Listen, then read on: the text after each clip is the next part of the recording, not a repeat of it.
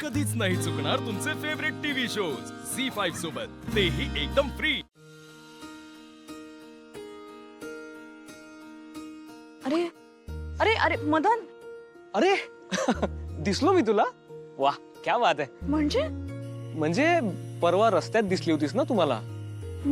हो, म्हणजे मुलगी म्हणून तुला हाक मारू शकत नव्हतो मी, पण मी हाय असं केलं, पण तुझं काही लक्षच नव्हतं, तुझ्याच तंद्रीत चालली होतीस तू। सॉरी सॉरी, खरंच सॉरी। अरे मी बघितलंच नाही, सॉरी। ठीक आहे, फोन का घेत नाहीस तू? कधी? मी फोन केले तुला आता भरपूर। अच्छा आत्ता? अरे माझा फोन घरी आहे, मी चालायला म्हणून बाहेर पडले। अच्छा, जर तुला चालणार असेल तर आपण बोलू शकतो जरा? हो बोल ना। घरी येतोस का? नाही घरी नको, आपण इथेच बसूयात ना। बर बस बस ठीक आहे।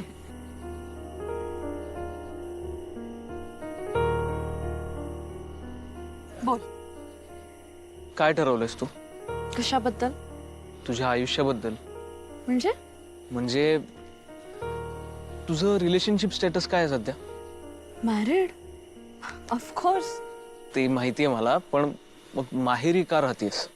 का? लग्न झालेल्या मुली माहेरी येऊ शकत नाहीत का? म्हणजे काय काय बोलतोस तू? पण तुझं येणं तसं नाहीये ना।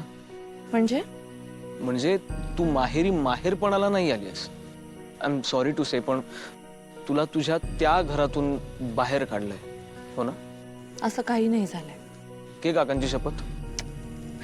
शपथ वगैरे काय तू? अक्ष, मित्र म्हणून एक सांगू? बोलू का? नको। हा विषय कुठे चाललाय ते कळतंय मला। अगं पण तो टाळून सुटणार आहे का? मला टाळायचा नाहीच आहे विषय। मला सोडायचंय नाहीये, मला सोडवायचा आहे। कसा सोडवणार आहेस आणि तो? अक्षरा, एकही गोष्ट तुझ्या मनासारखी झालेली नाही। असं कसं म्हणतोस तू? मी असं म्हणतोय कारण खूप फॅक्टर्स आहेत त्यात। शिक्षण आहे, मॅनर्स आहेत। अक्ष, तुला एका उच्च शिक्षित मुलाशी लग्न करायचं होतं। तो अधिपती ना उच्च शिक्षित आहे ना त्याला मॅनर्स आहेत। अक्ष, तुझ्या आयुष्यातले खूप प्रेशियस इयर्स तू वाया घालवतेस यार। तुला मूव्ह ऑन झालंच पाहिजे आता।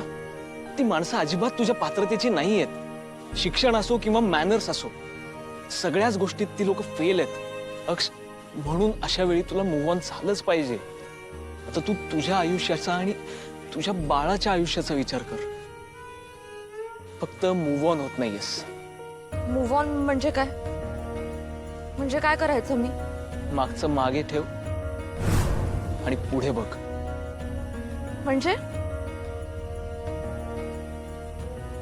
म्हणजे तुझा नवरा तुझा पास्ट आहे आणि तुझं फ्युचर तुझ्या समोर उभं आहे। अक्षरा, प्लीज जागी हो। मी जागीच होते। बाबा बोलले तुझ्याशी काही? कशाबद्दल? आपल्याबद्दल। आपल्याबद्दल काय? अक्षय बघ, मला माहिती आहे तुझ्यासारख्या मुलीसाठी हे खूप कठीण आहे, पण अक्षर तुला मूव्ह ऑन झालं पाहिजे आता। माझ्यासारख्या मुली म्हणजे काय काय म्हणतोस तू? हेच की सगळं नव्यानं सुरू करणं। सगळ्याचं म्हणजे एका नात्यातून बाहेर पडणं आणि दुसऱ्या नात्याचा विचार करणं। अक्षर, हे बघ, कोणाबद्दलही वाईट बोलणं, कोणावर टीका करणं हा तुझा स्वभावच नाहीये। उलट सगळ्या गोष्टी गोड मानून घेणं हा तुझा स्वभाव आहे। आणि अधिपतीच्या अगेन्स्ट काही नाहीये। तो कदाचित माणूस म्हणून चांगला असेलही जगात। आहेतच, खूप चांगले आहेत ते। बरं बाई, आहेत चांगले, पण चांगलं असणं आणि अनुरूप असणं यात फरक आहे। का असं बोलतोस? कारण तुझं लग्न हा तुझा ब्लाइंड स्पॉट झालाय। तुला कळत नाहीये का? सगळं सॉर्ट होणार आहे मला माहितीये। अगं, ही तुझी भाबडी आशा आहे फक्त। अधिपतींनी त्यांचा स्टँड क्लिअर केलाय। काय स्टँड? काय काय क्लिअर केलंय? तुला कळत नाहीये का किती हुकलंय हे सगळं? काही हुकलेलं वगैरे नाहीये। अरे आम्ही नवरा बायको आहोत। नवरा बायको मध्ये भांडण होतात, पण त्यातही प्रेम असतं। पण म्हणून प्रेग्नंट बायकोला माहेरी असं अबॅन्डन करायचं? अबॅन्डन नाही केले त्यांनी मला। मी स्वतःहून आलीये माहेरी।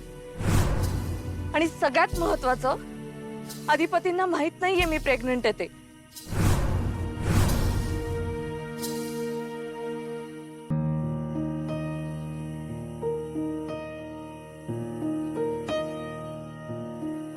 घ्या, हे तुमचं प्रेम.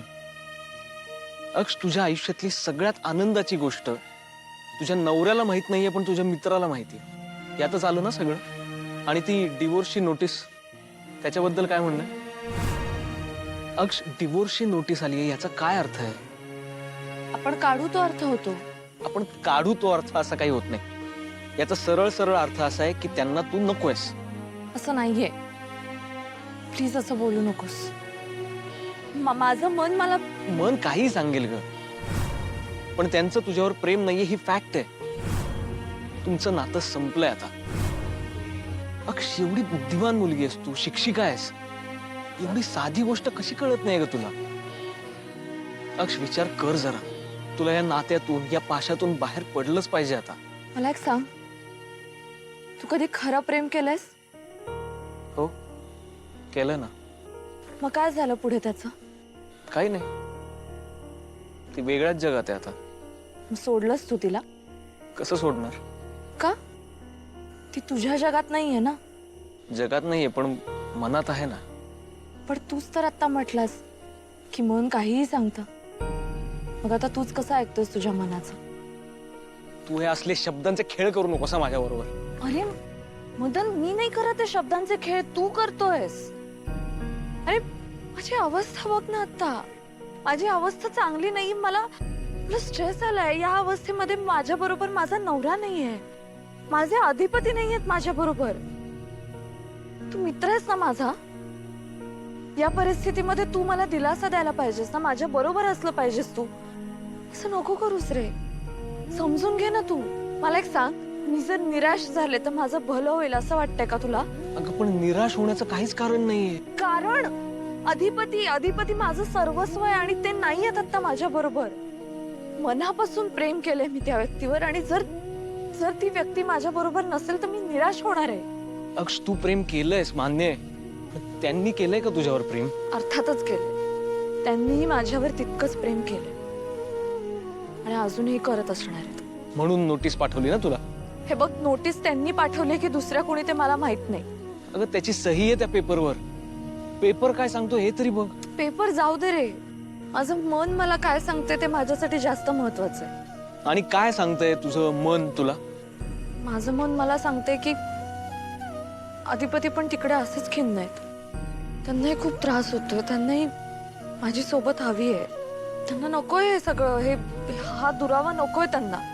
आणि त्यांनाही हाच विश्वास आहे की आत्ता दुरावा आहे पण तो संपणार आहे. मला माहितीये ते हाच विचार करतायत.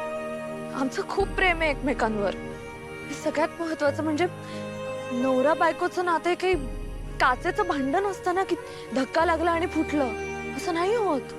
आणि राहिला प्रश्न मूव्ह ऑन करण्याचा, तर मी त्या अधिपतींबरोबरच करेन आणि माझ्या होणाऱ्या बाळाबरोबर. माझं जेवढं प्रेम आहे ना अधिपतींवर, तेवढंच त्यांचंही माझ्यावर प्रेम आहे आणि हे मला माहिती आहे. पण थँक्यू, खरंच थँक्यू मदन.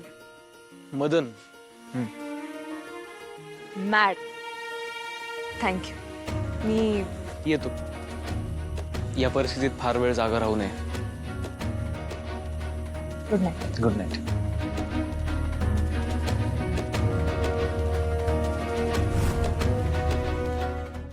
झी5 ॲप डाउनलोड करा आणि पहा सर्व एपिसोड्स एकदम फ्री.